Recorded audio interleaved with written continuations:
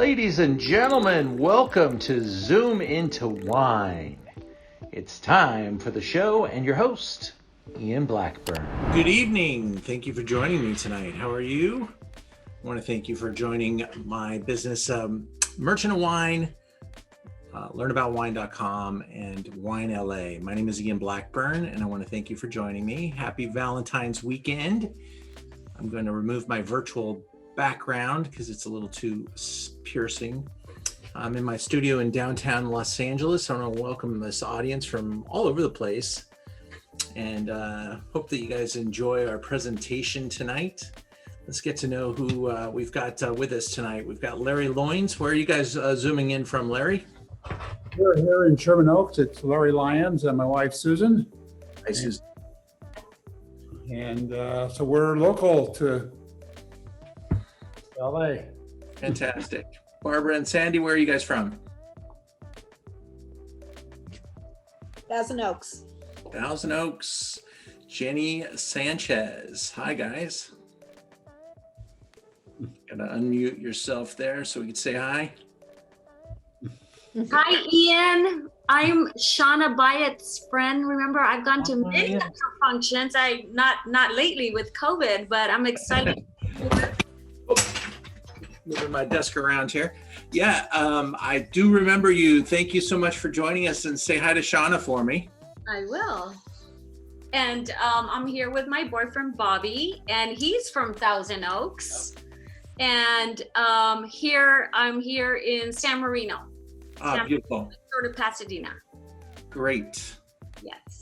Ira, how are you tonight? I'm doing well, Ian. Thank you. This is Bobby and Ira. We're from Manhattan Beach. Thanks both of you for your continued support. You're welcome. Dr. Dean, how are you? Good. How you doing? Outstanding. We talk. Hi there. Hi. Sorry, we're just finishing feeding children. Yes, so Dana and Dean, we are from Malibu, but we're in Lake Arrowhead right now. So super excited to be part of this. Is it super cold up there? It's not too bad. We did a nice hike today, so it's a good day. Cool. I didn't go hiking. I heard it's like 41 states out of 48 got snow last night. And in fact, some of our packages didn't even arrive in time. So we added a Monday night session because it looks like some of those packages will arrive on Monday. So that's the breaks. But I don't know if any of you are in that situation. Anyone? Well, we will continue to push on. Tracy and Darren, thank you for joining us up in Brentwood. How are you two?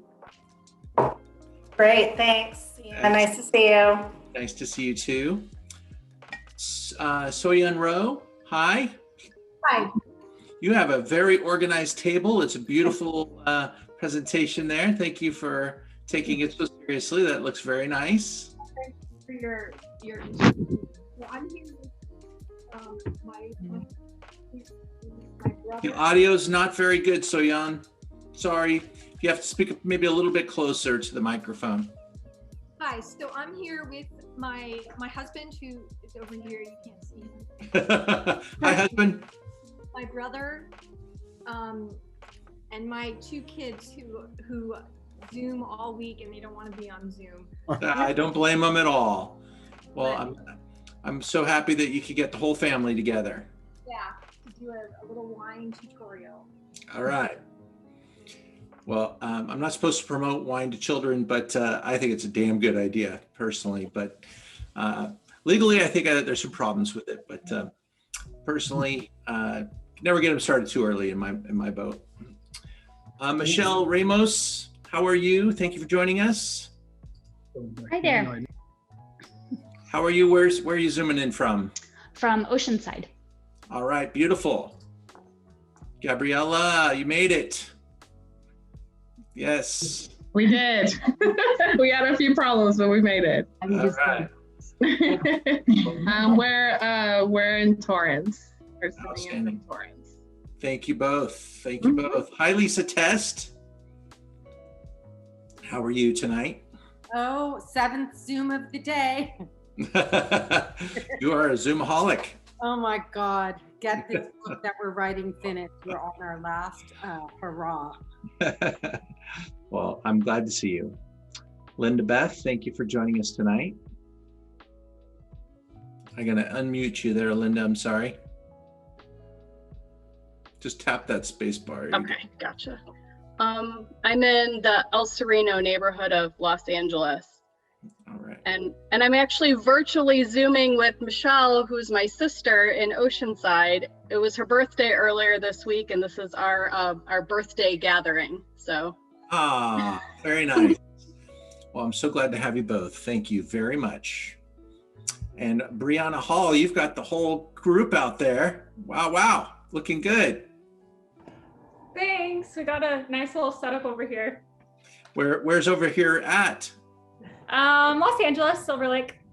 Well, thank you guys for joining us. We got some nice wines, some great cheeses, some great chocolates, some wonderful people. Satsuko is joining us from Japan, so I'm excited to have her on the Zoom as usual. And Sandra and Satsuko, thank you for using the chat box and reminding me if you guys have anything you want to ask. You could have you guys ever used one of the little reaction icons down at the bottom there? You can give me a thumbs up. You can give me a little applause if you love it. Not happy, you start crying. What can I say? We've got them all. But tonight we're doing a Valentine's presentation on wine, cheese, and chocolate. And for those of you that aren't showing your face, I'll let you keep your privacy as long as you like. But if you want to zoom in and turn on your camera, we'll more than happy to take a look. It's always nice to see people. I'm caged up in my place as well. And I'm in downtown LA in the Arts District, where I've worked as a wine educator since the 1990s. I started actually as a sommelier in top restaurants in the early 90s. I found myself graduating from Cal Poly Pomona and getting an internship at Checkers Hotel and working my way into a food and beverage job, and ended up being the wine buyer for the chef and the team.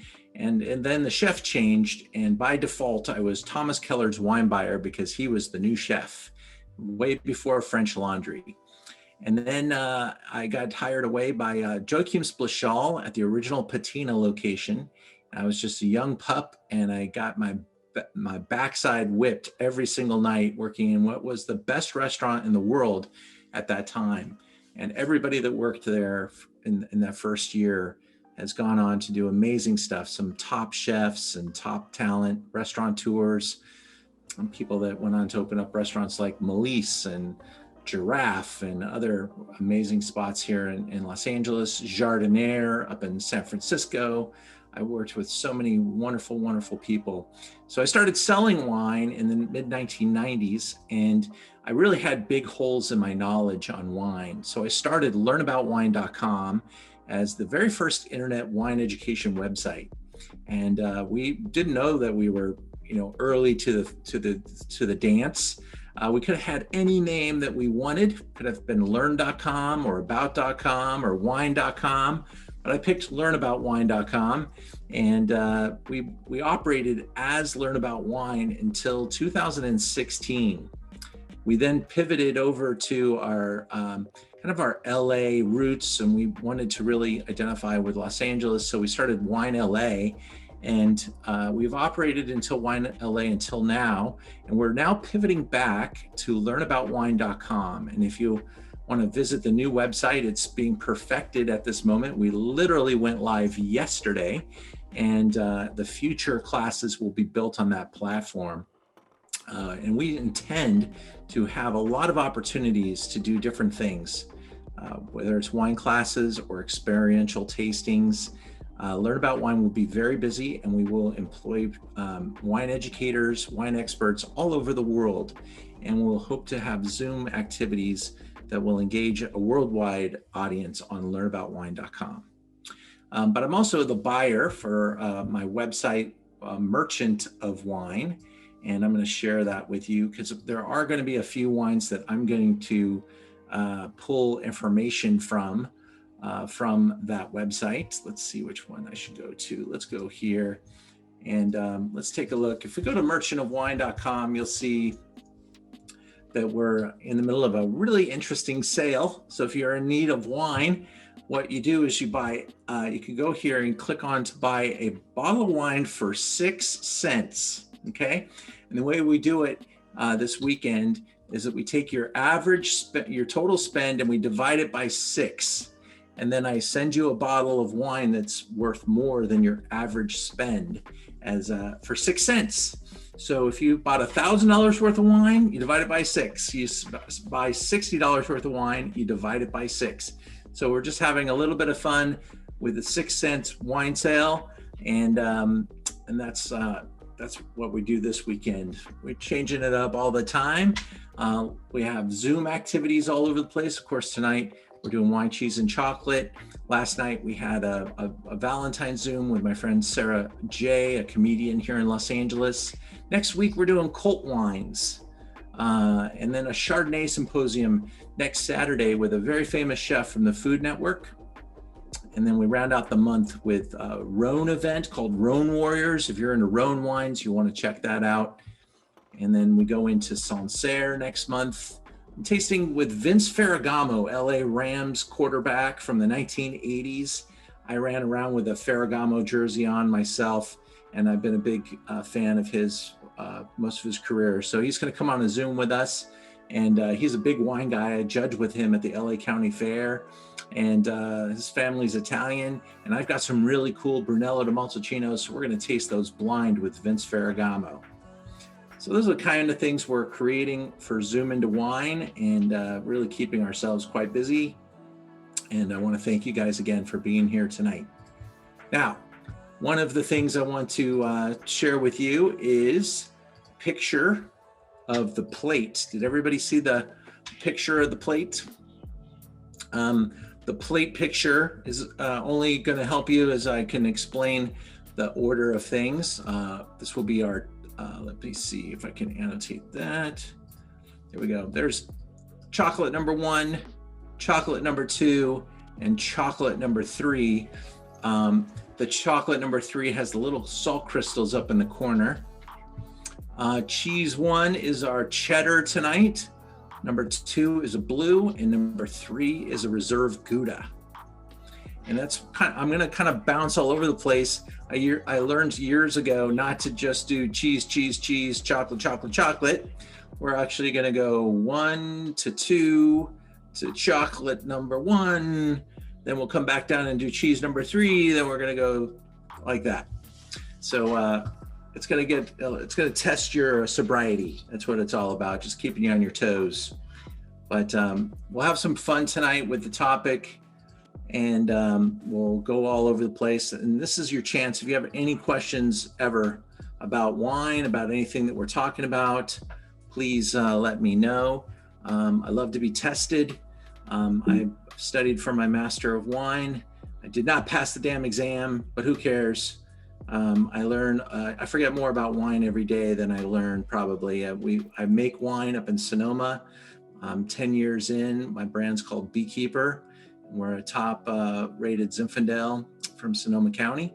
And I'm entrenched in the wine business at all levels. I work with almost every winery in the, if not the world. I want to work with every winery in the world, and we work with some of the best, and really, really blessed to be able to do that.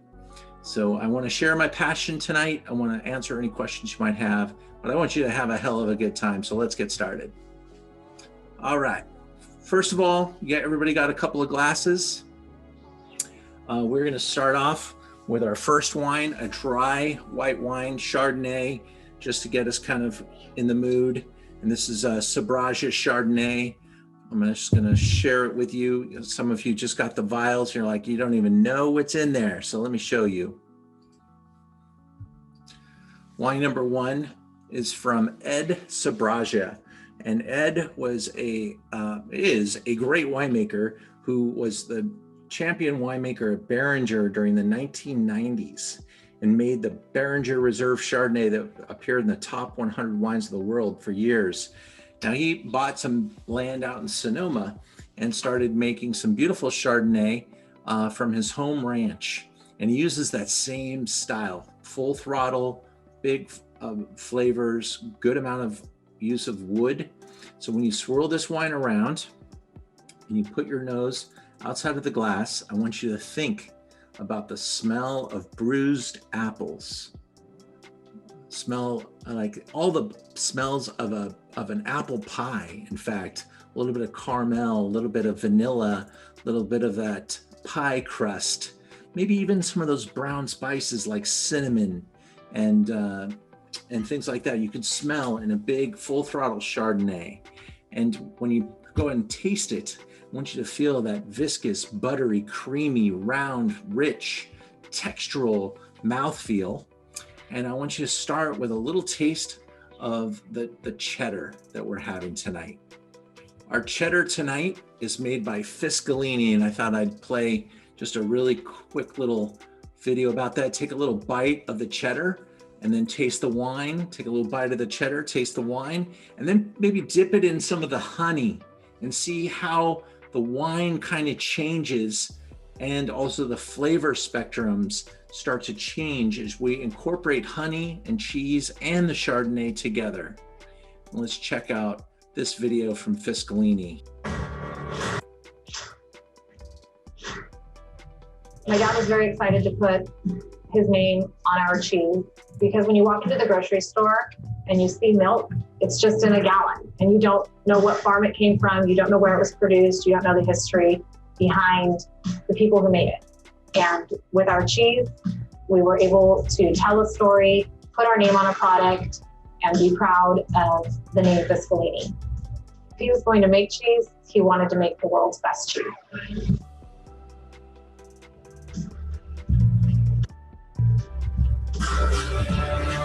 So my great-grandfather started this business back in 1914 with 12 Holstein cows, so a very small dairy farm. You know, it was about the basics, just taking care of the cows and creating a really good product. It is an art. It's a special technique that not everyone is able to do well. I do consider myself an artist. It takes a lot of time and energy and a lot of hands-on approach to create something with your hands, to create a premium cheese. Everyone here works very hard. Their job's labor intensive. They're leaning into that, working with their hands. It's hard work. So I think the fact that we are a farmstead operation, which means that the cows are here, the milk's produced here, and the cheese is made here, makes us extremely unique. We get to see this process literally from day one. And day one for us is the day that calf is born. As a veterinarian, I can personally speak that the health and care of these animals is second to none. You can't make a good quality cheese without the finest quality milk. Soy lechero y me encanta ver cada día las becerritas nuevas. Me encanta trabajar en las vacas porque siempre toda mi vida hemos tenido paz.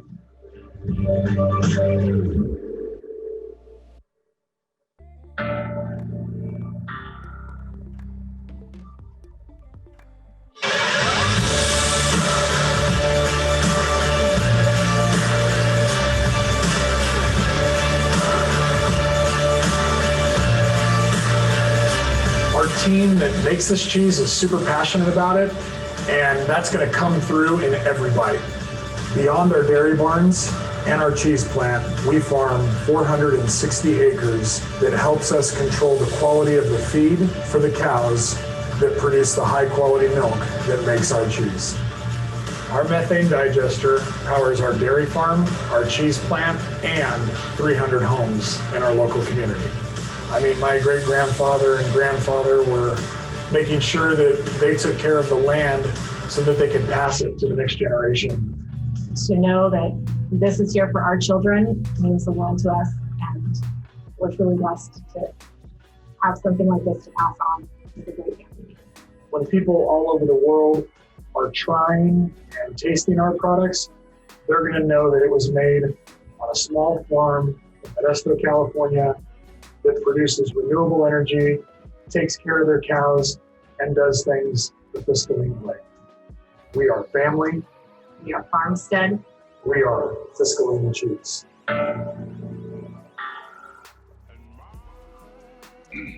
Wow, that was powerful. I will tell you, no cheese company ever has produced a video quite of that quality. It's pretty damn impressive. And I wanted to start off with that to make a kind of a statement about how good the product is that we're tasting tonight. Fiscalini is absolutely at the top of the charts. This is a reserve cheddar. We're going to talk about how cheese is made, but can you feel that little bit of salty crystal in there? That is enhanced by the evaporation this cheese sees over 24 months in the cave. And that crystalline component really helps marry the wine with, or marry the cheese with the wine.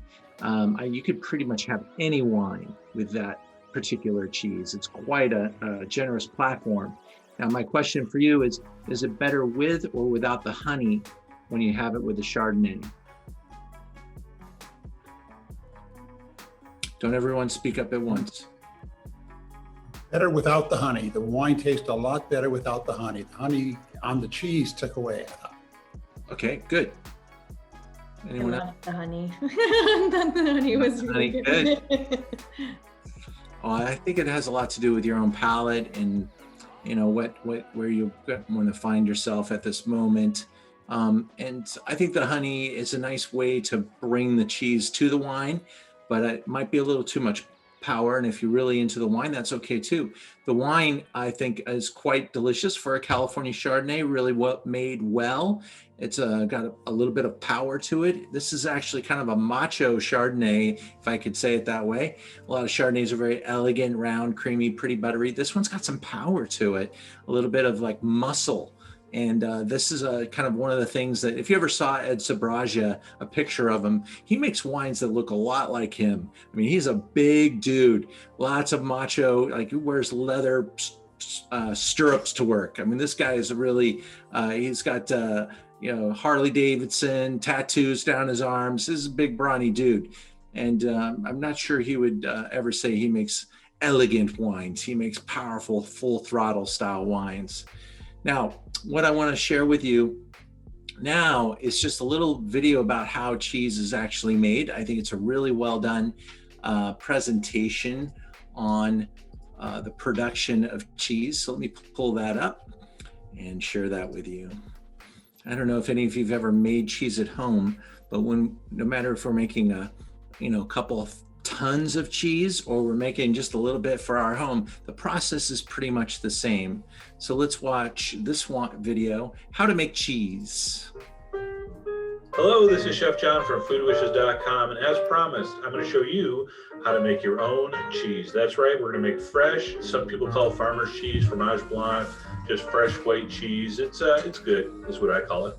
Here we go. We got milk, buttermilk, lemon juice, and salt. The ingredient amounts are crucial, so make sure you go to the site if you're not already there and get the amounts. We're going to pour our milk into a heavy bottomed saucepan on very low heat. All right, now you want to stir it, not constantly, but you want to stir it pretty regularly so it doesn't get a skin where the bottom doesn't burn. And we're going to slowly bring that up to 175 degrees. Now, you're getting close, you'll see steam, you'll see little bubbles on the side of the pan. The safest way is to use one of these thermometers and go up to about 175, and then you're right. Man, I need to moisturize. Or you could just go right before it's about to simmer and just guess, which also works pretty much. As soon as you're to temperature 175, you're going to pour in your buttermilk. You're going to pour in your lemon juice. So we're going to turn off the heat. You're just going to stir it real gently, and the milk is going to curdle. And basically what's going to happen here is going to break down into two things, curds and whey. Curds are the solids that you see there just starting to form. And the whey is that kind of watery liquid that separates away from the curds. Now, if this doesn't curdle within like 30 seconds, add another teaspoon of lemon juice. You can also use vinegar, and by then it should really start to separate like that. You're going to let that sit for 10 minutes undisturbed. In the meantime, you're going to put a colander over a stock pot. You're going to take some cheesecloth. That's like the only special equipment you need. I have 4 layers of cheesecloth. All right, I'm going to push it against the sides of the colander. I'm going to take my cheese curds after the 10 minutes and ladle them into that colander wrapped with the cheesecloth, okay? And the whey is going to drain through, and it will just leave you with the curds. All right, so we're going to leave it in the colander for 5 minutes to drain. All right, now I'm going to gather that up. I'm going to take a string and just tie off the top, because I'm going to hang this over the stock pot, which is easily done by just tying it onto a wooden spoon. And then just hang it right over your stock pot and that's going to sit for a half hour, and that is going to drain out. All right, so a half hour later, you snip off the top with scissors and you unwrap it, and that is cheese.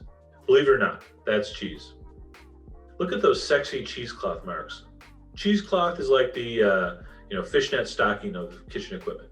All right, I'm gonna take my salt. If it's not salted, it's gonna be flat. All right, I'm gonna mix the salt in. I'm gonna put that into my croque du fromage, and I'm gonna just leave it like that overnight to kind of develop the flavors, kind of ripen. You can eat it right away fresh if you want, but it's kind of room temperature, and I like it chilled, and I like to have it sit overnight. I like to serve it very simply. I actually just kind of mold it in a little smaller ramekin, turn it out onto a plate. I'm gonna put a little bit of olive oil on there just to moisten it, make it a little richer, and some fresh pepper, should have enough salt. And look at that. Just amazingly delicious, fresh tasting, way more trouble and expense than buying it, but it is fresh and it's homemade cheese. Come on. All right, so this can be used any way you use cottage cheese or cream cheese or ricotta cheese. I like it fresh best. Some people, cook things with it, but I like to just eat it like this on bread, and really, really delicious. Now, come on, you got to give that a try. You don't want to be on your deathbed and your last words are, "I never made cheese." What did he say? "I never made," and then you trail off and they never know what you meant. So anyway, make some cheese, milk, buttermilk, salt, lemon, you're good to go. Anyway, I really hope you give that a try. Check out the site for the exact ingredient amounts, just really critical. And as always, enjoy your cheese.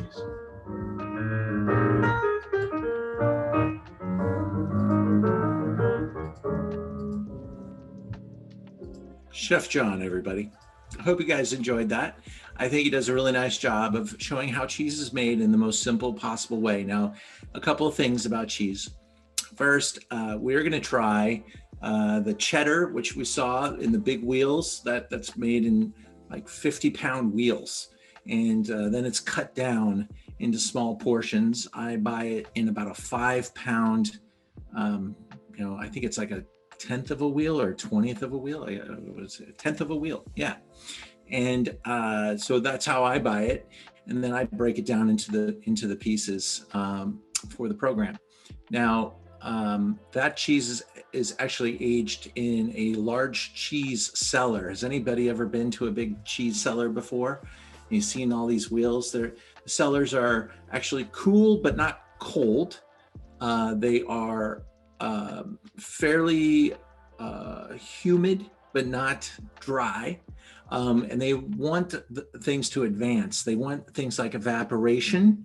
They want to have some evaporation, some concentration. And these things are very similar to the way wine is actually aged. We like evaporation in wine. We like wine to become more concentrated. So the cheese number one is actually protected with a little bit of a brushed wax on the outside of the wheel. And that helps keep the flavors the way they like them.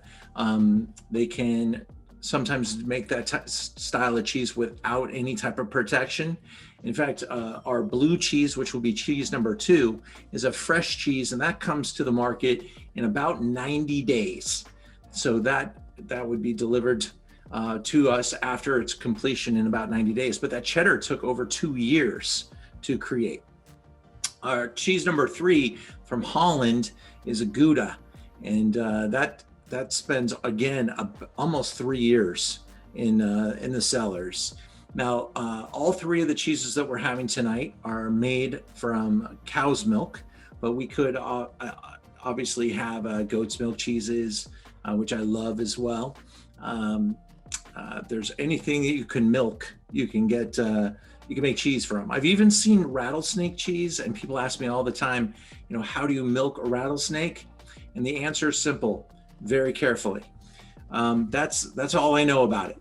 So, but you could go to like some crazy store somewhere and find rattlesnake cheese. I'm not sure what that's all about. But the big 3 are the cow, the goat, and the sheep. And they make the majority of the cheeses in the world. Some cheeses are smoked. Some cheeses are cave aged for long periods of time. The blue cheese that we're about to go into is actually, we introduce a bacterium, and that bacterium is very similar to penicillin. The first blue cheese dates back to the times of early Bordeaux, and Roquefort, being right next to the Bordeaux region, is a little town where they had these cheese caves, and the milk farmers would actually raise the cattle or the sheep or the goats. They would milk the animals and then sell off the milk or sell the cheese to a cave ager. Now the cave ager's job is to sell the cheese. So they, do the marketing. They work with a lot of small farms. They bring it all together. They make the packaging look similar. They market the cheese of the place, or the cheese of the animal, or the cheese of the town, and that's their job. But the very rarely was it the dairy farmer that was actually the marketing department and all that stuff. He had animals to take care of, and so most people actually either sell their milk to a consortium, which is very prevalent all over the world. Places like Comté, places like Parmesan, they make those cheeses from various farms, and bring them all together, create a style that is made by the master cheese maker that's very dependable and very marketable. Now the cheese number 2 that we're about to try, Gorgonzola. This is very similar to a cheese like Roquefort, but it's in Italy. And the animals are the same, but they graze on different land. They eating different types of vegetation, different flowers, different grasses, and the flavor profiles are quite different. And now the Gorgonzola that we're going to have today is from a sweet milk called Dolce Latte. And it has, if you don't like blue cheese, this may be your access to blue, because this has a sweetness to it. And we're going to pair it with a wine number 2, which is a beautiful Sauterne from Bordeaux. Let's take a look at the wine, and then we'll go back and talk a little bit more about the cheese. Our wine tonight is a wine called Chateau Roumeau. Sauterne is the name of the place. It is in southern Bordeaux. This is poured out of a small half bottle. It is 89% Semillon, 10% Sauvignon Blanc, and 1% Muscadel. These grapes go into a process known as botrytis. The grapes are growing in the vineyard just like in any other vineyard. They get closer and closer to harvest, which is typically around September in the Northern Hemisphere. The problem is, in the southern part of Bordeaux, it starts to rain at that time of the year, and it's pretty cool. So the rain and the cool weather get together and create rot. Well, there is a noble rot called botrytis, and this rot sets in on the grapes, shrivels the grapes, concentrates the grapes, and elevates the sugar content. And the Bordeaux, I can imagine the Bordeaux owners walked out one day and saw all this white rot on their crops, and they didn't know what to do with it. They pressed the grapes, and they saw that what they got was similar to honey from the vineyards. It's a super sweet, concentrated, syrupy type of juice.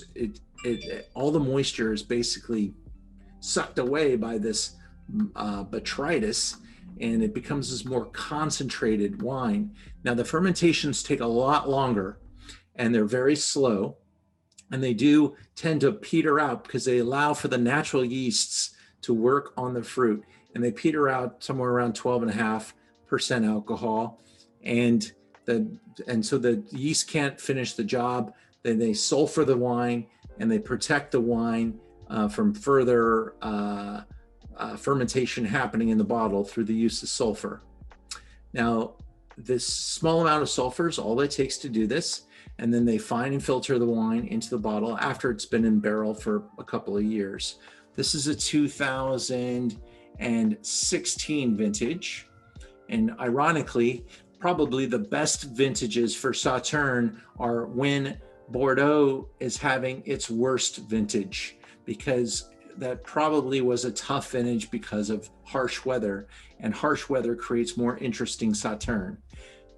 This is a nice one, and it's a ready to drink 2016, but I wouldn't say this is as good as it gets. This is just a really nice version that you can enjoy with your blue, and I hope you enjoy it. And then please, again, visit that honey equation. I like my cheeses with all types of condiments. Honey is one of them, but you could always go to something else, maybe like spices or rubs or some sort of a jelly, jam, even a salsa is sometimes fun with different cheeses. But I love honey as a pathway, and and my family being beekeepers, we've always had a passion for honey, and they always say that the best honey is the local honey, as it actually helps you stave off infections and virus. And in these day and age, we need all the help we can get. So a little honey goes a long way. Now the wine, a Sauterne, can age like a rock star. This stuff has almost unfettered life, but we're drinking it young here. It keeps the price pretty soft. When you have to buy older wine, you're paying for time. So the price gets more expensive with time. And this wine will continue to brown. And that's what happens with wine. It's the white wines start to brown, and red wines lose some of their color and start to brick or rust. So red wines get lighter and white wines get darker. Love to hear some comments about this cheese and wine pairing and see what you think. Anyone want to chirp in? I would appreciate it. She's off the screen now, but she usually doesn't like blue cheese, but she really liked this one. Okay. And it goes really well with the wine. It's like very sweet and really good. Yeah, no, this wine is very sweet, but it is often used as an appetizer. Oh, that makes sense. For very rich foods. And obviously this little bit of blue is pretty rich and pretty intense. But let's say if you were going to a fancy French restaurant, you might start off with a course like foie gras or a terrine, a vegetable terrine, something with a lot of flavor.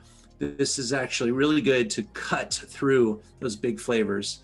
And with this blue, I like to play the sweetness off of the sourness of the cheese, kind of that tart, bitter, salty flavor that you get with blue. It works really nice with that big ripe set of flavors. And some people like their blue cheese with everything. I do think that blue can be a little divisive. So find something a little safer. And if you didn't like the cheese, maybe you just like the wine. But let me tell you the story real quick. I was starting to talk about Roquefort. Imagine the dairy farmer that put their cheese in the cave in Roquefort back in the 1600s. They walked away, they came back, and they found that their cheese turned blue. And then imagine the person who had the guts to go and taste this cheese and see how it tasted. That was a brave man or woman. And so they enjoyed the flavors. They found out that it's the bacteria that's in the air, it's airborne, and it's settled in that cheese, and it's part of the region of Roquefort.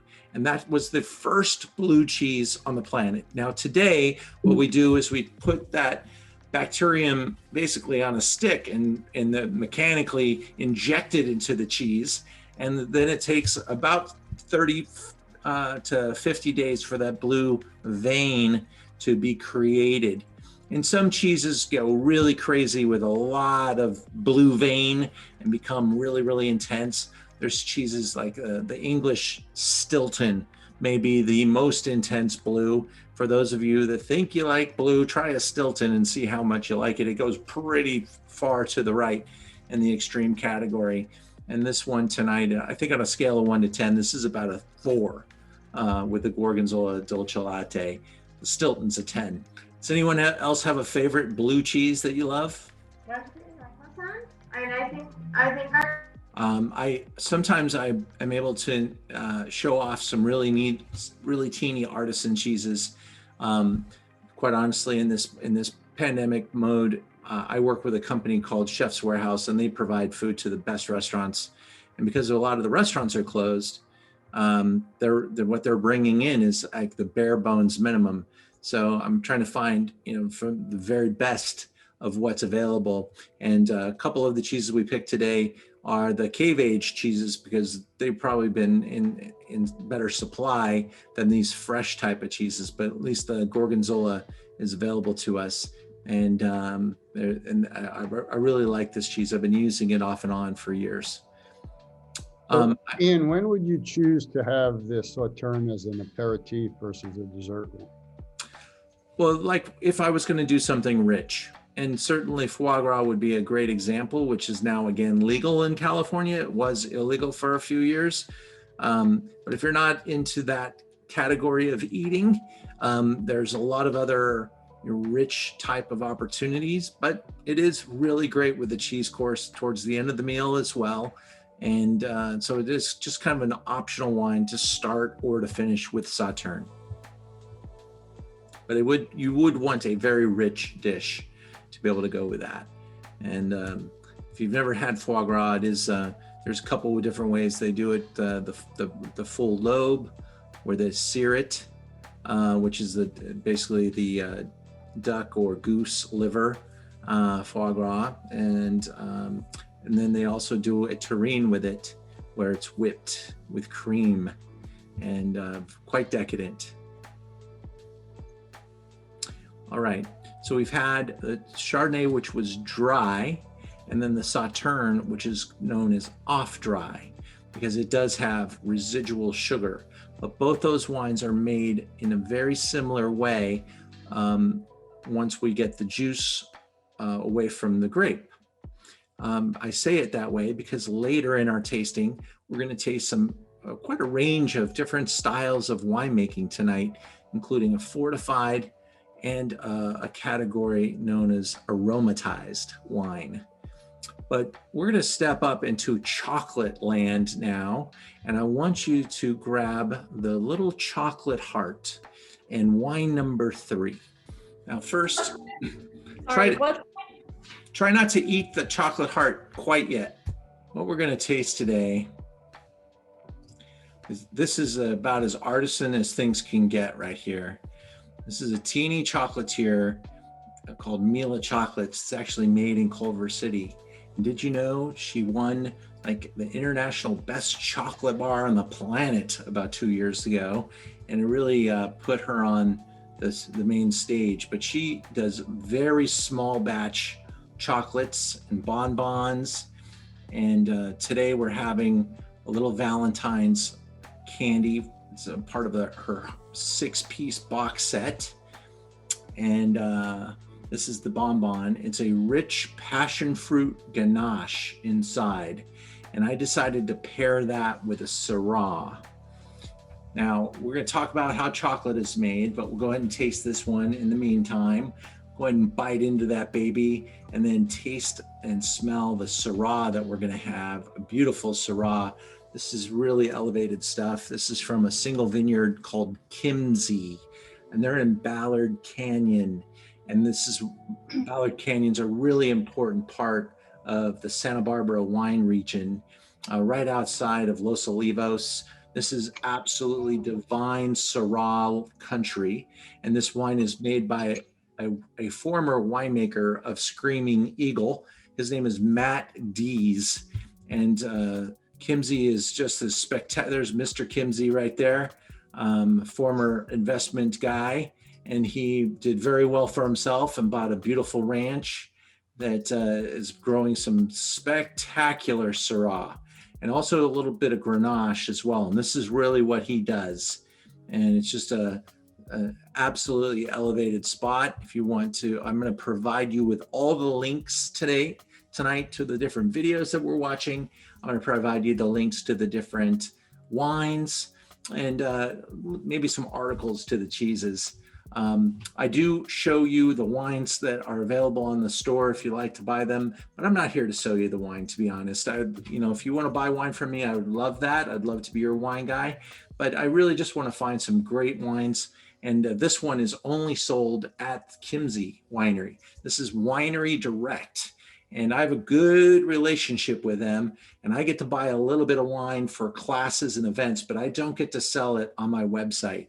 So you got to buy it off of their website, and it's It's not the least expensive wine in the world, but he makes such a small amount, 215 cases. It's about $60 a bottle. You got 94 points by Antonio Goloni. And let's smell this wine together. Let's smell the wine, and you can smell as it's opening up. You can smell violets and blackberries and bay leaf and rosemary, and really this dark fruit and spice, which is classic Syrah. I think of also like a little bit of a mocha edge to this wine. Really pushes up against that dark chocolate that is surrounding this absolutely tremendous chocolate from Mila. And I don't want to take anything away. Each one of those little chocolates is around $4, but they are made each by hand. And look at the detail on that thing. It's like a diamond. It's so elevated, and it's really absolutely chocolate at its highest level. Now, I do show a very fun little video about how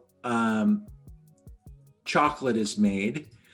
And I want the gentleman in the room to give me a little bit of a break here, because I think the ladies like this video, but the guys are just kind of like, oh, give me a break. But I want to preface that this video gets the job done pretty well. And just pay attention, even though he's like 7 years old, this kid knows what he's talking about. Let me introduce you to my friend Mikey, and we'll check back in on how that pairing's working out here in just a minute.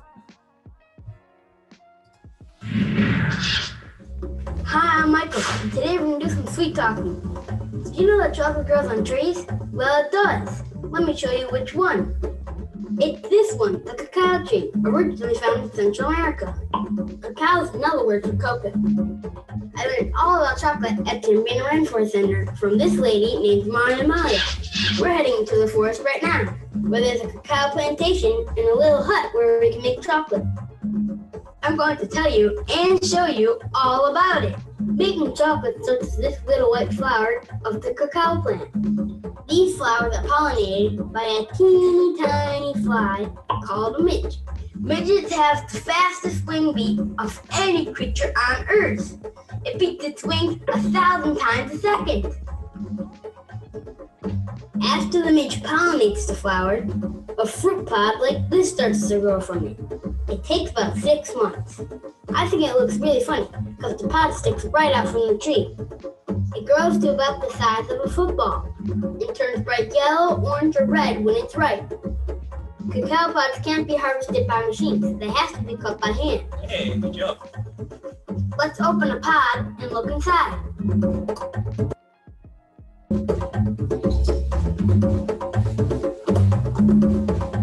Inside the cacao pod are between 20 and 50 seeds.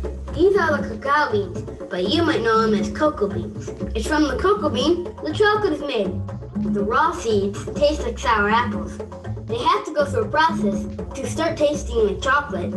Let me show you how it was done in ancient times and how indigenous people still do it today. The raw cacao seeds go into this box for a few weeks to ferment. After the fermenter box, they go into this box to dry in the sun for a few more weeks. After the seeds are dry, we roast them. It takes about 30 minutes. While they're roasting, let me tell you a little bit about chocolate's history. Chocolate has a long and important history in the world. It started about 1,500 years ago with the Mayans and Aztecs in what is now Central America. To the ancient people, cacao was sacred. The Maya and Aztecs used the cacao beans to make a special drink for religious ceremonies. Basically, they were making the world's first hot chocolate. To the ancient people, hot chocolate is the drink of the gods. Let's check on our roasting cacao seeds, and then I'll show you how to make the drink of the gods. Something smells good. Looks like you're ready. Now we take the seeds and we grind them on the stone table.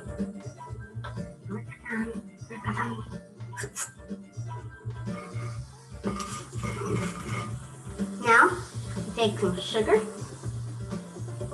Add in here. This is cinnamon. This is traditional cup used by the natives. We're going to take this stuff. I'm going to put this in here. Now we've got to put some hot water in the the chocolate mix. This is a mixer used by the natives at the roots that spread its roots out. We mix it like this. Now I'm gonna taste my little drink here.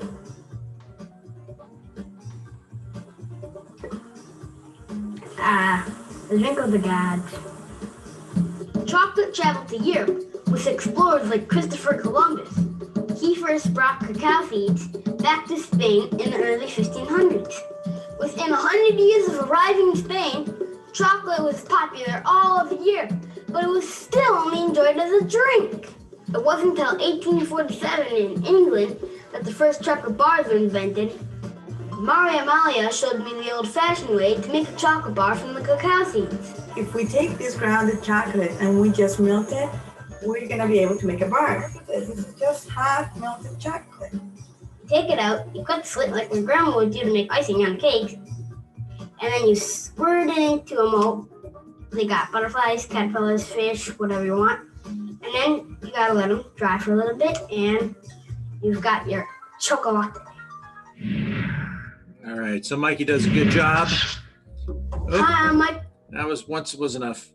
All right, so we'll bring it back, and hopefully you learned a little bit about chocolate there. But chocolate was really celebrated by the Mayans. They really thought it was the secret to eternal life, and they may have had a little bit of an experience with that. The documentation, of course, is not very good, but the chocolate has the highest antioxidant count of anything on the planet.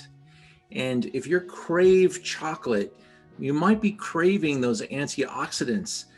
Now, what we're tasting today is fairly sweet confectionaries, but if you bought chocolate as small pieces with 70% cacao, it only has 30% sugar, and that's a really impactful small bite. Can really maybe improve your health. And so keep that in mind. If you're craving chocolate, it's not that you need to eat an entire box, but a small piece can really create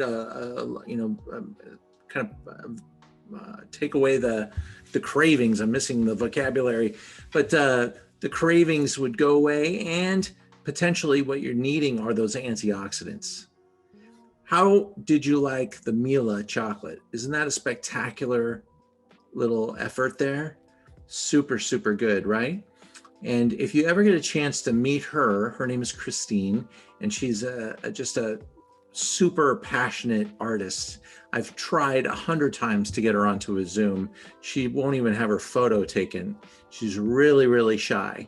But she has a beautiful little boutique. It feels like you're walking into a jewelry store, and all of her pieces are gorgeous. Her candies, her chocolate bars, I cannot recommend it enough. And we did take a big position for the Valentine's holiday, and we have some really nice chocolates on the website. So if you order any wines from us and you want to pick up some of the chocolates, we deliver those for free in the city of Los Angeles, and only $10 throughout California on the delivery. And we can put the chocolates in with your wine order. So keep that in mind, but go and visit her when you get a chance. During the pandemic, everything's got to be ordered in advance though, and her store is not open. So it's not a very good time to really try something new unless you're really, really adventurous and you just start buying stuff off of her website, which I recommend because it's all great. It's all great. And my favorite thing that she makes is this chocolate bar that we have on the website, and it's filled with this amazing nougat, and she makes it all herself. And the chocolate bars are all, the detail is insane. They're polished and they've got that wonderful three-dimensional look to them. And she really puts a lot of effort into it. Now, how about that Syrah? That Syrah is righteous, and that is made in one of California's best Syrah growing zones, Ballard Canyon, by arguably one of California's best winemakers, Matt Dees. And I'll be with Matt on our website next month, and we're going to talk about the wines of Kimsey and Mail Road, and he will turn you on to some of the things that he does. But Syrah has really taken off in this pandemic moment. I think it's a really gregarious wine. It's kind of wine you could just drink on its own, but it goes with so many different things, especially winter foods, nice big hearty stews, barbecue, any type of thing, something. You could definitely have it with a burger. You could definitely have it with ribs. You could definitely have it with, like a pot roast or a screaming steak. So there's a lot of things that you could do with Syrah, and it has a lot of different aromas and character. And you might even look for a little bit of bacon fat in the nose of that wine. I often describe Syrah as chocolate-covered bacon.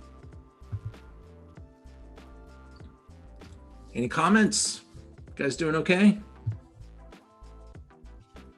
How about if I unmute everybody just for a second? If I talk for 2 hours without hearing a human voice, I lose it. Someone asked, what's the name of the chocolate shop again? Sure. And I'm going to include it in the recap, but it's called Mila, M-I-L-L-A. And it's down the street from HD Buttercup in Culver City. And again, you do want to order in advance on the website, and then you call her, let her know you're outside of her door, and she comes and brings it out. So it's that small. We actually liked the Syrah before we had the chocolate more than after the chocolate. Ah, wow. Not quite sure what that's about. Well, I think the sort of tartness of the passion fruit really took away from the wine, I thought. Very good. I like the chocolate a lot, but separate. Very good. Yeah, I picked the Syrah before I got these chocolates on Thursday. Some of you already had the wines in your house. So my pairing was a little bit more cerebral than physical. And but I do think that her chocolate goes really well with that Syrah. I just think that the passion fruit takes it in a totally different direction. And my flavor experience with her product is all about the chocolate itself. The passion fruit experience was brand new to me. But I do really like the candy. And that's another topic. Some chocolatiers actually are bean to bar, they're called, and they make the chocolate from the bean. And in fact, she works with a number of different chocolatiers. She is not a bean to bar producer. So she buys chocolate that's been milled already and then crafts it herself. Now, I'm going to show you a video from a very famous chocolatier who makes very high-end chocolate, and he is involved in our other chocolates, and I'll show you that in a little bit. But we'll learn a little bit about how that milling process goes to work in making really fine chocolate. Now, one fact that a lot of people don't know is in order to be called chocolate, you have to have at least 8% cacao. And Hershey's actually up against that minimum. The Hershey Kiss is now less than 8% cacao because cacao prices have gone up and up and up and up. So they're now making the Hershey Kiss without the minimum amount of chocolate and calling it the Hershey Kiss. You'll see the word chocolate is disappearing off of that product. But now look at when you go to buy a chocolate bar, you're seeing $10, $12, $14 chocolate bars all over the place. In fact, at Christine's place, I think all of her chocolate bars are $14. Hers are pretty large, but the fact is that the beans themselves are quite expensive. And when you're making a chocolate bar that has 70% cacao, the populations that grow those beans, and they tend to be grown around the Tropic of Cancer, close to the equator, these populations weren't very well paid for forever. And that is starting to change. And you're seeing big price increases in things like cacao and coffee, because the reality is starting to catch up to these populations, to this land, to this workforce, and they're needing to get paid a real wage. And so these products, as they come under demand, will only go up from here, because as the world, finds out about these products and, more and more smaller producers get involved, when the large factories, the large companies control all of the chocolate production, chocolate stays pretty cheap, but they also tell the chocolate farmers what they're going to get paid. When they start finding people that will take chocolate to a higher level, and they have these competitions, and they reward the best chocolate farmers with awards, and then these chocolatiers come and buy this chocolate for a super premium because they're making it organic and biodynamic, and they're doing all kinds of things to make the chocolate better for us and better for the end user. So things are changing, and it's becoming a better and better global market for these farms. Interesting. All right, I'm going to show you now. We're going to move into wine 4.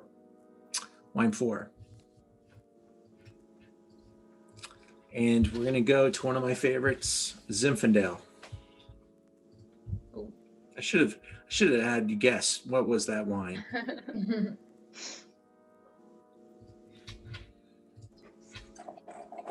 Hey, look, it's a V.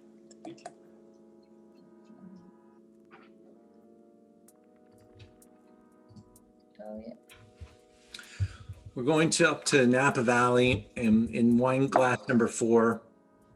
Bialy Vineyards, a classic producer, Old Vines Insights. These guys have been making Zin a long, long time. The story goes back to Bob Bialy's grandfather, Aldo, who made wine. The family owned a little corner store, and they made it the Italian way, just simple, daily wine to drink. And then the Prohibition came along. And so if you wanted wine during Prohibition, you were out of luck, unless you knew the Bialys. And then you call the corner store and you'd order a black chicken. And then all of a sudden a bottle of wine would show up at your house. That was where they made their famous black chicken Zinfandel. That is really it's kind of the secret behind their brand. But really the secret behind their brand is the fact that they own so many amazing vineyards. So let's take a look at Bob Bialy, and we're going to enjoy that Zin with cheese number 3. And I'll tell you about that cheese in a second. It's a reserve Gouda.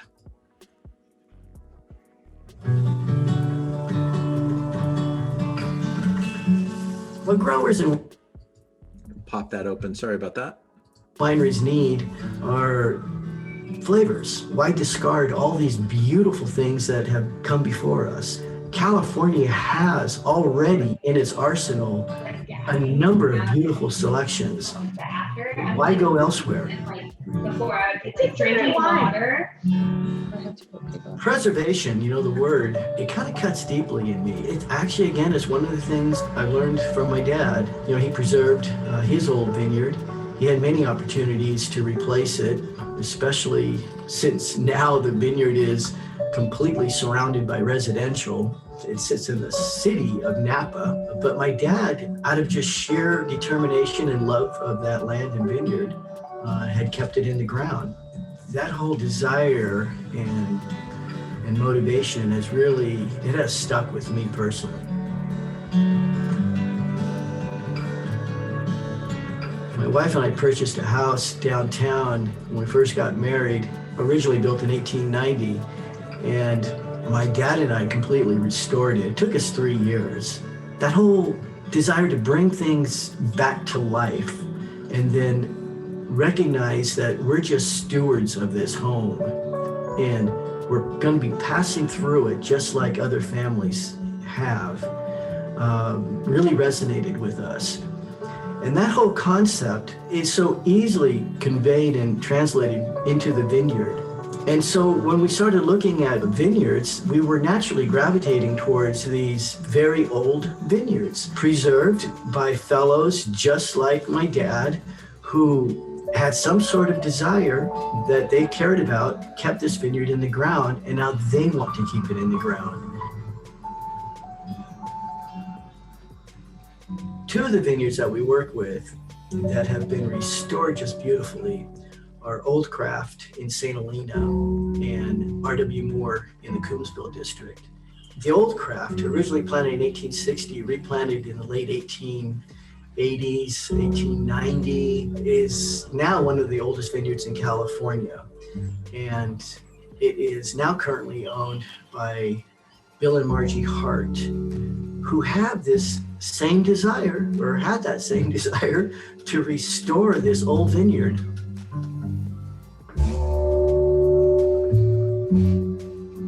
And indeed, it did take a few vintages, but when it did, oh my gosh, it was ready. This vineyard was just like, all right, here I am.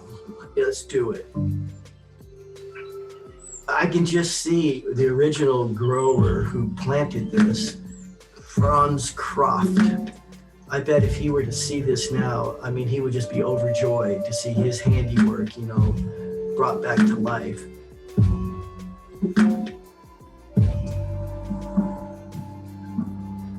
The other vineyard that was really kind of restored was R.W. Moore.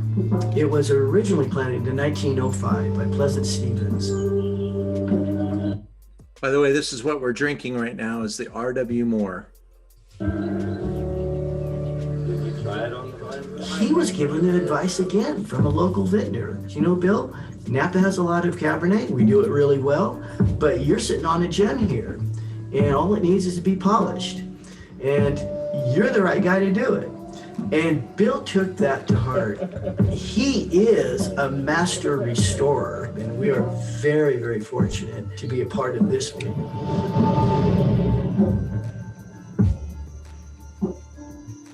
One of the youngest vineyards we have is in Carneros, which is a rare place to plant Zinfandel, I can tell you that. All right, so I'm going to stop it there, but I'm going to provide you with the link to, if you want to revisit that video. But R.W. Moore, vines that are almost 100 years old, is what's in the glass. And when I talked to Mr. Bialy about this wine, he wanted to make sure that, a lot of people have expectations of Zinfandel of being super powerful. This is a very pretty Zinfandel.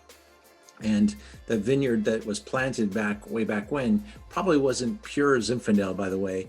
We barely talk about that, but the old Italian farmers, when they planted these spots, they plant them with Petit Syrah and Cinsault and Grenache, and they called them all black vineyards, all black fruit vineyards.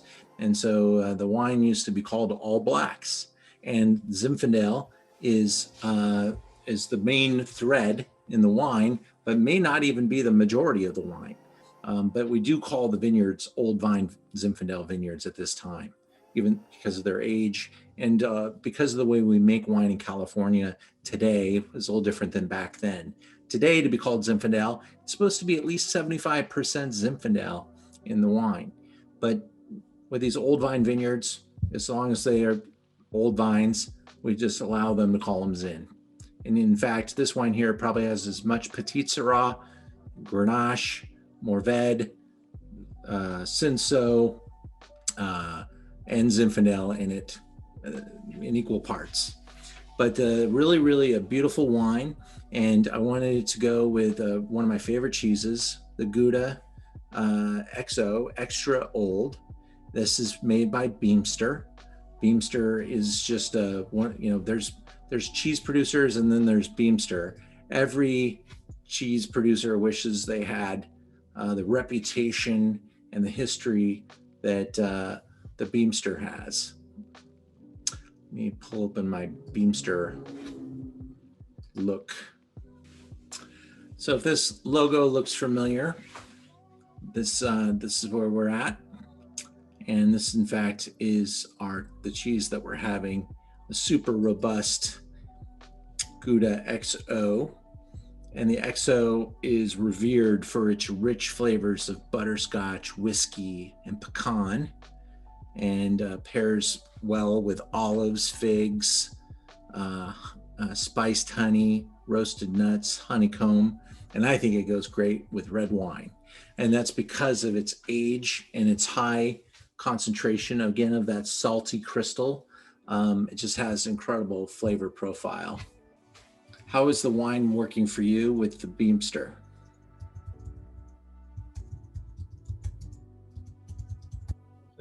Both are good individually or together.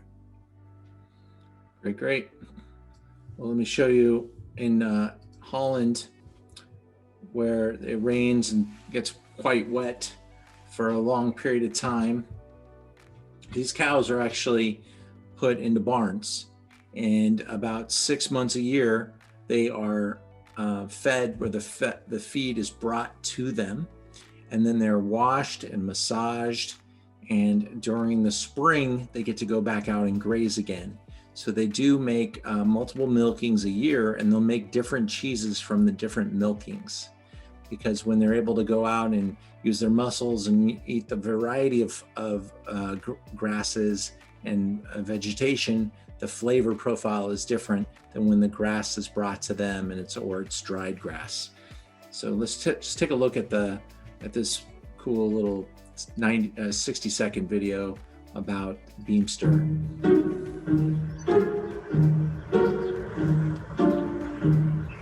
I don't remember what language this is in, but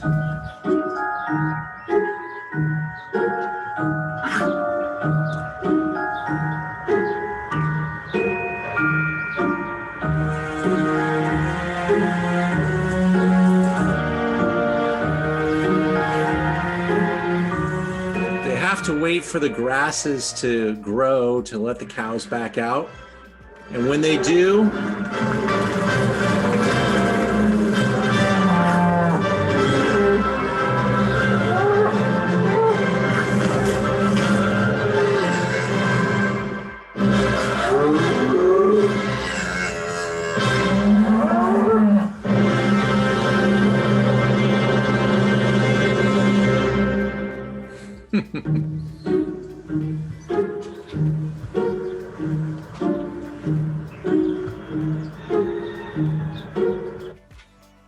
cool, right?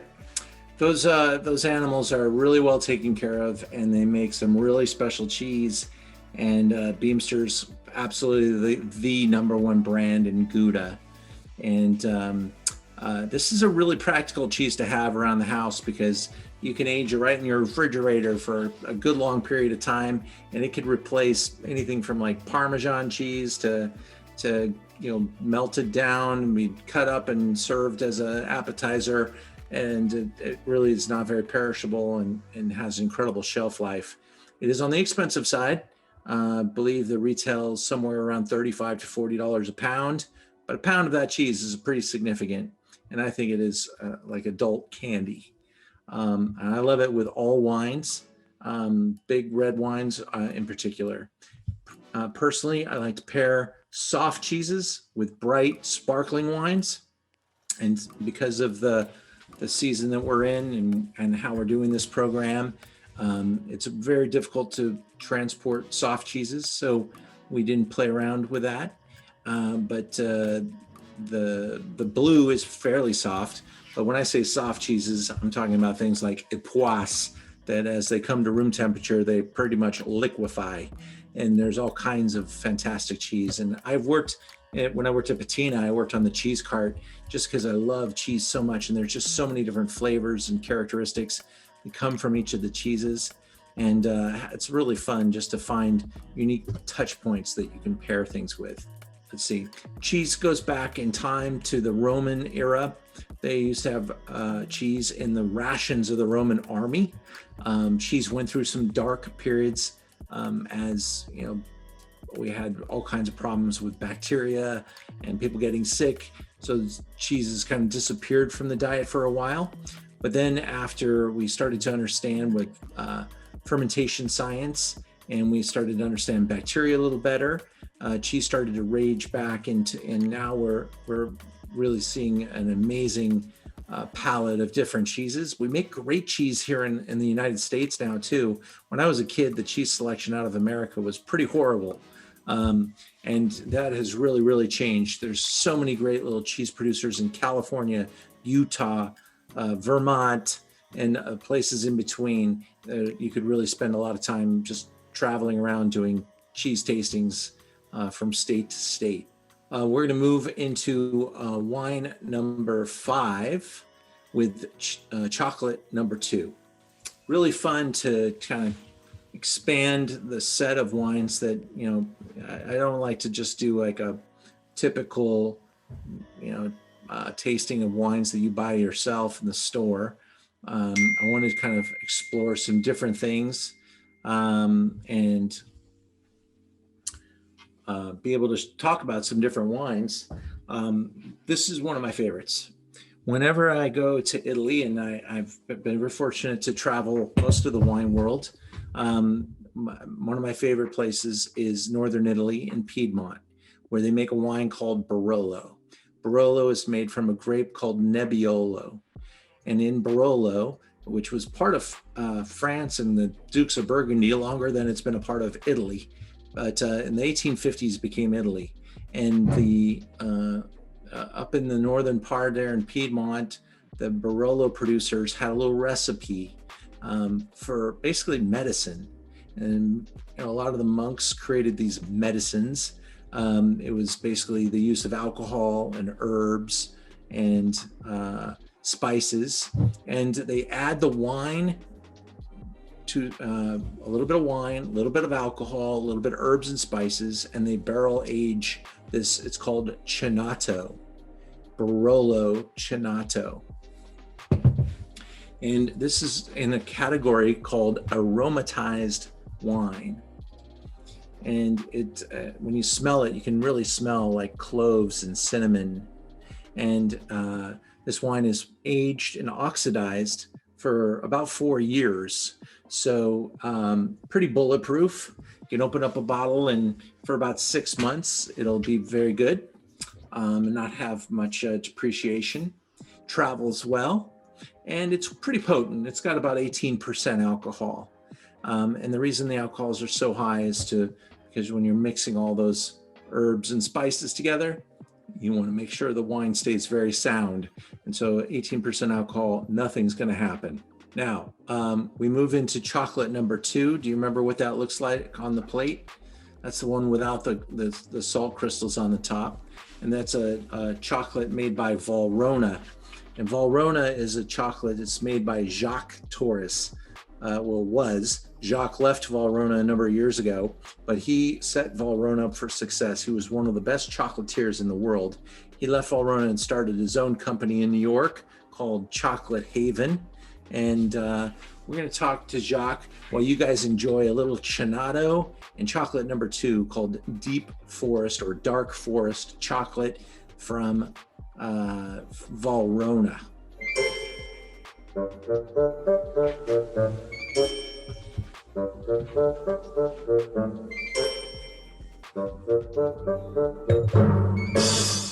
Hello, I am Jacques Torres from Jacques Torres Chocolate Haven in Manhattan, and I want to talk to you about chocolates. This is my favorite topic.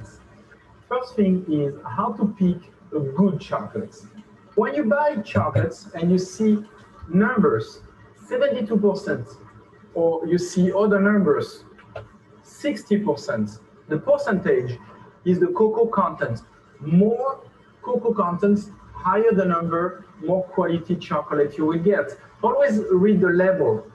Chocolates contain a lot of cocoa beans. You will find cocoa beans from all around the world, from Africa, from Venezuela, Ecuador, Trinidad, a lot of different locations. A lot of the chocolate that I make here have been from Ghana. This is the bean storage place where we receive the cocoa beans. Those beans are pretty nice. So we will mix them with other beans and then roast them. So cocoa beans became cocoa nibs when they are baked and roasted. We will take those cocoa nibs, put them into this hopper, and then they're going to come down, get grind, and then we get cocoa liquor.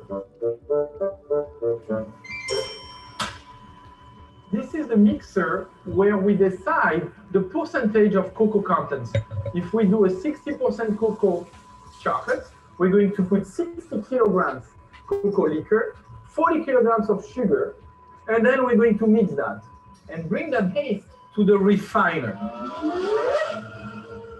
So this piece of equipment is very interesting. This refiner will crunch every particle of chocolate so small that you don't going to feel any texture. The size of the particle is between 20 and 25 macrons. We take that chocolate and we bring it to the conch. When we refine and we come to such a small particle of 20 microns, those particles can be spiky. So this machine acts like the ocean with the sand, going to round the particles, make that chocolate even more creamy. So 12 hours of a dry conch, meaning just the nibs and the sugar. Then we add cocoa butter, we add vanilla, we add lecithin, and we do 2 hours of a wet conch. And then chocolate is ready. Here we are dipping oranges in chocolate. This kind of work has to be done by hand. It's a sticky job. Another fun machine is the I Love Lucy machine. Come this way. We can take pretzels, we can take apricots, we can take any kind of thing that we want, and we will put it here in this conveyor belt. It takes about 7 minutes from one side to the other. We will take any kind of little things that we want to coat with chocolate, and we will put them into this piece of equipment, and then we turn it on. So the nuts going to tumble. So we put melted chocolates over those nuts, and then we put cold air to set that chocolate. So that's the way that we do all those macadamia that you can see here, all the almonds. I mean, a lot of the things that we do here are done in this piece of equipment. This machine is called a spinner. We put chocolates into the mold, and then we cover the mold with the other half. Then when that's done, we put the mold over this magnet here and turn the machine on. Because the mold is moving, the chocolate will go everywhere inside the mold. This is how we do it.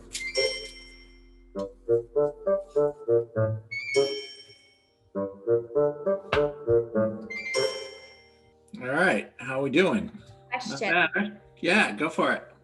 With the aromatized wines, do they put them in barrels, and with the added herbs, do they have to rotate them, or how does that work? Yeah, so it's kind of grandma's recipe, but they would not tell you exactly what the components are, but they'll just tell you that there's, cinnamon and different herbs and spices, and they'll throw them into the barrel, special barrel just for the Chinado. They'll pour in the wine, pour in the spirit, and let it age for a long period of time, probably stirring it every once in a while, and then filtering it.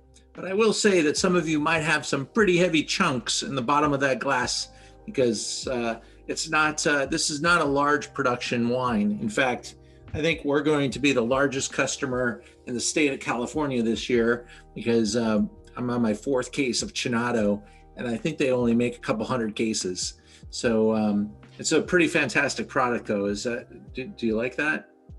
Did that go over well? And now that you've tasted it, can you just feel your whole body just kind of warming up? It's just like the perfect cold weather wine. And that chocolate, come on. That is such a beautiful piece of chocolate. It's a great combination. I feel like it tastes so different than what it smells like, though. I think that was the wine itself? Yeah, I thought that was really interesting. Yeah. Anything that has a little spirit to it like that can throw a nose. The aromatics can really smell like the ingredients that were added, but then it's very wine-like in the mouth and has this really nice texture as well. What would you use this kind of a wine for? I mean, it's almost like it's stronger and a little more powerful than wine. It's almost like it has a touch of whiskey in it. Yeah, it does. It's a brandy spirit. It's they fortify it. So this particular wine is probably 12%, 13% alcohol. They add, up to 6, 7, 8% to fortify the wine and to take it up a notch to really basically eliminate the possibility of all these herbs and spices from creating a different type of fermentation in the wine that would, not make it very fun and maybe explode the bottle. So by stabilizing the wine, it also makes it travel worthy. And that's how these kind of wines were invented. In fact, we'll move into wine number 6 for a really favorite category of mine too, from Portugal. And port wines, they were established in the 1600s as a way to keep the sailors happy on the seas.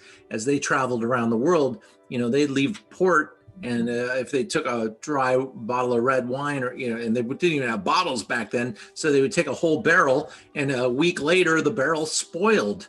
So by fortifying it, they actually increase the time that the wine can age. And a lot of wine styles were created during this time period. Things like sherry, wines like Madeira, and certainly the wines of port that we're having tonight. Now, tonight's port wine is a little different. It's called a colheita. Let's take a look at that. By the way, I didn't show you the wine name for the Chinado is here, and I'm going to provide you with a link on that if you're interested in learning more. But that's about a $40 bottle. And here's our Colheita port from 1996. This is a 24 and plus year. Basically, it's a tawny style or wood aged port. Now, they define tawny as only being 10, 20, 30, or 40. And tawnies are wood aged styles of port. And then they have vintage ports that are known as rubies. So there's 2 styles of port, really, rubies and tawnies. 3 if you want to include white port, but that's just removing all the skin. But the real magic in port wines come in the form of rubies and tawnies.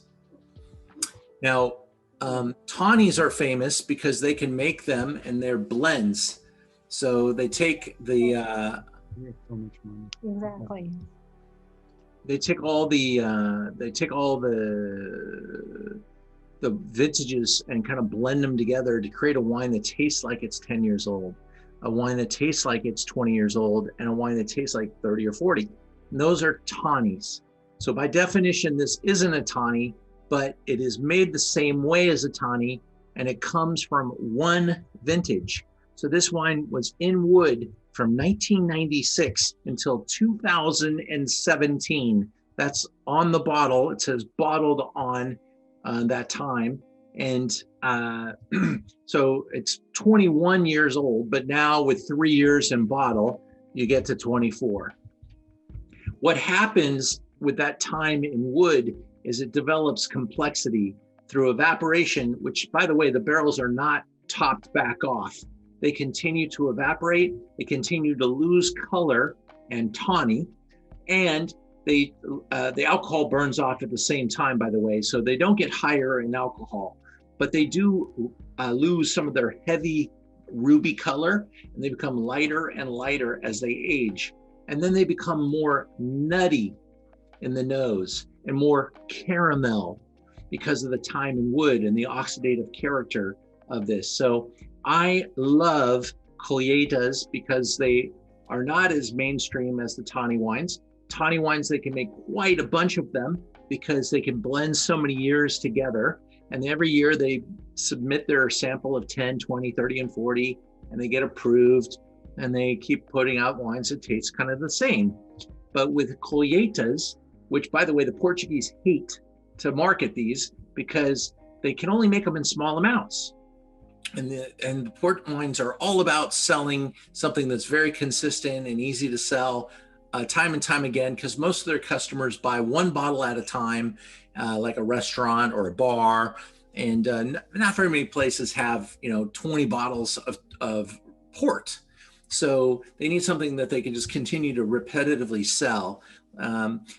Colheita is a totally different market, and really it's about the quality of the vintage and all that stuff. So 1996, a nice aged tawny, and it's just something really special. It should be quite a bit more expensive, to be honest, We picked them up at the right time, and we have it at around $40 a bottle. These wines are completely oxidized. So once you open a wine that's been in wood for 21 years, it's not going to change at all over a year or two in an open bottle. So I like to have my Colheita in the refrigerator. I pull it out, and you have it with this salted caramel, which is also made by Valrhona from Jacques' recipe. Please enjoy the Tawny or the Colheita with the salted caramel, and smell that wine and really get some of that crazy aged Portuguese. The port producers make these wines by taking the grapes, putting them in an open top fermenter called a lager, and they dance on top of these grapes with their feet. They get the thick skinned red grape varieties, mostly a grape called Triga Nacional, and the Portuguese Tempranillo grape, and they blend them all together. They create this wine. They fortify it just like the Chinado. This actually has 20% alcohol. So this is truly in the same category as the Chinado. It's called a digestif, and it sends a lot of triggers to your stomach, your brain to relax. And I think you guys are going to sleep pretty well if you drink all of that Chinado and all of that port wine tonight. You're going to feel pretty damn good by the time you go to bed. Yeah, you like it? Good. And I love the way that pairs with that salted caramel. That's such a wonderful piece of chocolate. Valrhona is the brand. I'm going to share that with you. Yeah, no, they're actually pretty. They're more in the acquisition mode. They've been buying other chocolate companies more than being consumed by somebody else. But a lot of the chocolate industry does consolidate, and there's been some major acquisitions over the last 4 or 5 years, because the space is, pretty.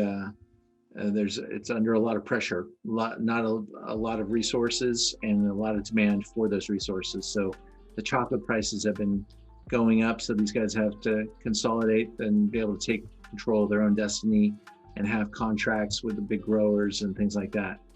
Valrhona their model's a little different. They do a lot of very single appellation type of chocolate, and they are the source for baking chocolate.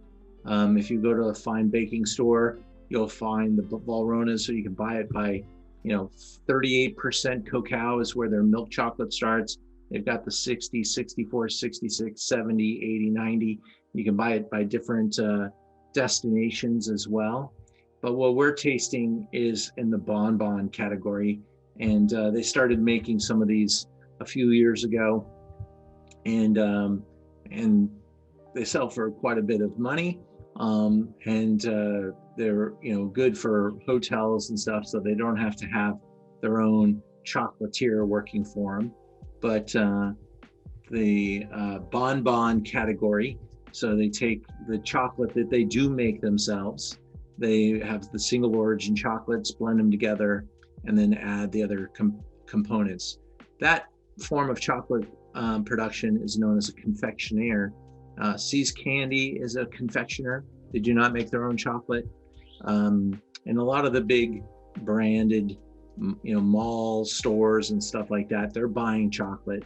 The production of actual bean to bar is very, very difficult and a lot of work. And they pay people to do most of that work and then just create the confectionaries themselves. The port wine industry is a fascinating industry. It's getting smaller every year.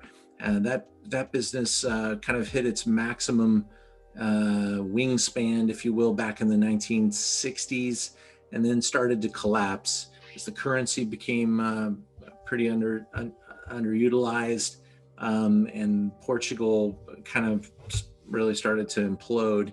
The port industry continued to consolidate. They went from about 1,000 different port houses, and now there's fewer than 100. And really almost all of the port business is kind of contained into 3 different families. And those 3 families own about 20 different houses. And so it's really become a very small industry. And in fact, if you look what's going on in Portugal, they're kind of going away from the fortified wines and starting to make a lot of big, beautiful red wines and white wines, dry wines that are very competitive in the marketplace. But the dessert wine category, it's dessert in itself is almost completely collapsed. And people go to restaurants and they barely ever order dessert wines anymore. And if you go to retail, the retail component of dessert wine is pretty small. So, and there's a dessert wine made in every state. In fact, here in California, we make some very nice port style wines, and everybody started making port style wines. So the need for wines from Portugal became pretty small, but they can make them very, very well. And price competition, dare you to find anything from 1996 anywhere outside of Portugal for less than $100. It's just an insane value proposition. So really, really cool wine. I hope you enjoyed that with the chocolate. Any questions at this time? Maybe you have a question about something else in wine that we didn't talk about tonight, maybe something else about chocolate. We talked about chocolate's antioxidant power. We talked about chocolate's connection with history and the Aztecs. And we talked about, when we watched Mikey, we saw that chocolate wasn't eaten as a chocolate bar until the 1800s. And it wasn't until the Dutch went out and marketed the chocolate concept. And of course, Hershey is a Dutch name and a Dutch family, and they've had some very good success.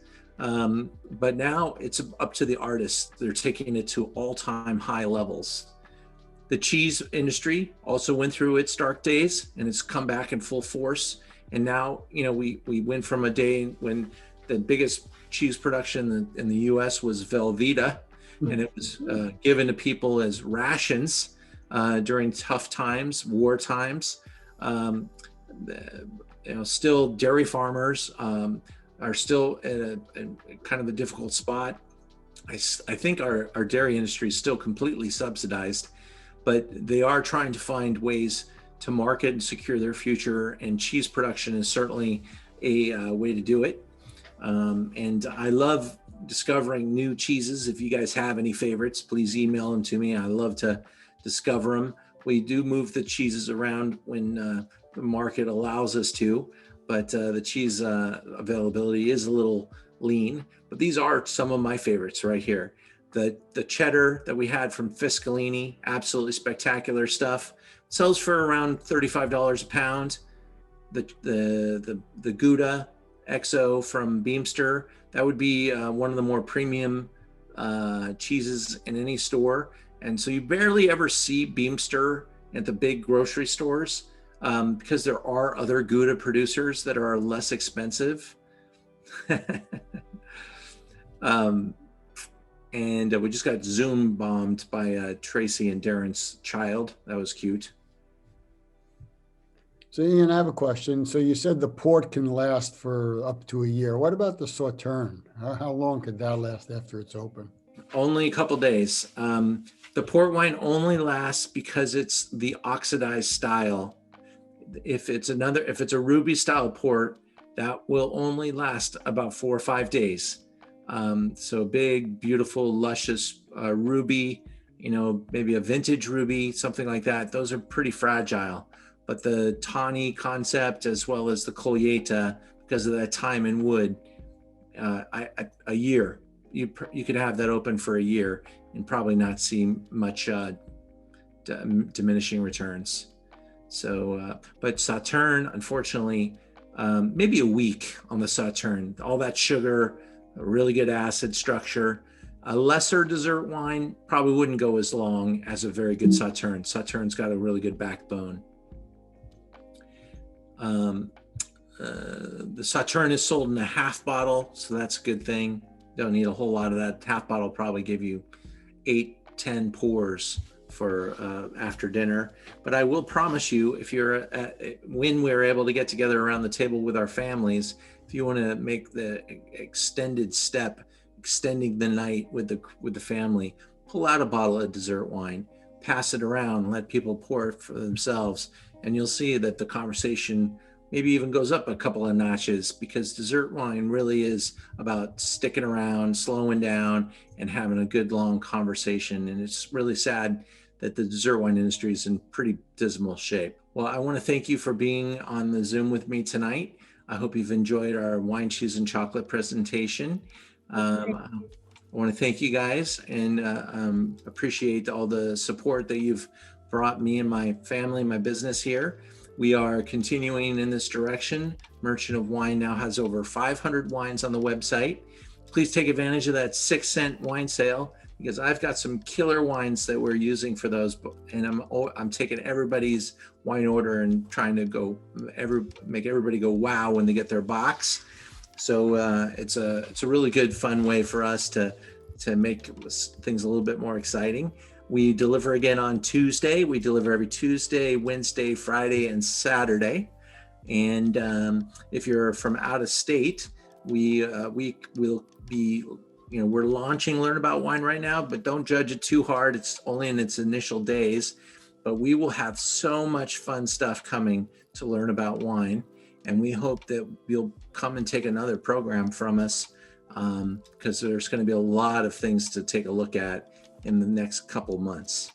But for now, I thank you for your time, and hope you guys have a wonderful Valentine's, and be safe, everybody. Thank you. Thanks. I have a question though. One last question. Thank you. Sure, I'll stick around, but Well, the Sauterne, how long will that last? I mean, you said it's kind of young. When, how much longer? so if you don't open it, Yeah. the Sauterne in the bottle, boy, that we may not have enough years left to find answer that question. Sauterne can really age like a champion. If you ever get a chance to taste Sauternes from the 1940s, 1950s, 1960s, I mean, they look brown because that's what happens to Sauterne, but they taste even more unctuous and round and rich and luscious. So but they have to be from a really good producer. But it's a great idea if you wanted to taste a wine from a birth year to look for a Sauterne, because in the tough vintages they can make some really good Sauterne. Like 2007 was one of the worst vintages ever in Bordeaux, but one of the greatest vintages ever in Sauterne. Okay. Thank All right, you. great. Thank you. Great. Pleasure, guys. Will Thank you you. send us an email with all the wines that we tasted? Just so Yes, I'm going to send you a lot of little links on the follow-up email. So thank you. Thanks very much. Enjoy very much. My pleasure. Thank you, Jenny. Thank you, Doctor. Thank you, guys. Ian, I have a quick question. Please. The apricot and the fig were pretty. Oh, we ate the apricots and the figs, but I don't know if that was supposed to go with something. Yeah, you're supposed to. Yeah, sure. I have two questions. One, we're building a wine cellar. It won't be finished for a couple of years, but if I wanted to buy some wines by the case, yeah. What if I don't have a specific area for them? Like, do you suggest kind of an offsite controlled temperature storage, or can I put them in the garage in a cool place, or what's best? You're here in LA, right? Yeah, Malibu. Okay, cool. Well, offsite storage is the perfect solution. Malibu, garage is good for only a couple of months. Right. That's the least insulated place in the whole house. So offsite storage really is perfect because it stays 55, cool and dark. And probably the biggest advantage is it doesn't take up your real estate. And when you store wine offsite, it's hard to get to, so it stays. It's easier to age it. So I have a friend who has a place in downtown LA, but he also has this. It's called Ideal 55. He's got a new Ideal 55 being built in Marina del Rey. And so that's a little closer to Malibu. I don't know if there's anything wine storage even closer. Oh, there is one place called Fine Art and Wine off of the 10 freeway at Centinela. Yes, I've seen that. Yeah, you could shop around and see what the rates are, but you could start off with a 10 case locker and build, and then as you outgrow it, then rent a larger locker. But And then when your wine cellar is ready, you just move it all in. And second question, do you do private wine tasting events? I do private wine tasting events, and I come help you organize your cellar anytime to do that kind of stuff too. I have, I can bring a group and we can tell you where in your cellar the wines are going to be located. We can put it into an app for you. You know, some people do it themselves, but if you're busy people, we can do it with and make it really easy for you. Great. So yeah, but we are definitely doing private events, just as long as they're, you know, safe and done in the right way. We can do it outside somewhere. That's great. But we are getting creative at this time. Great. Thank you so much. This was fantastic. What a fun night. Thank you both. Good night, everybody.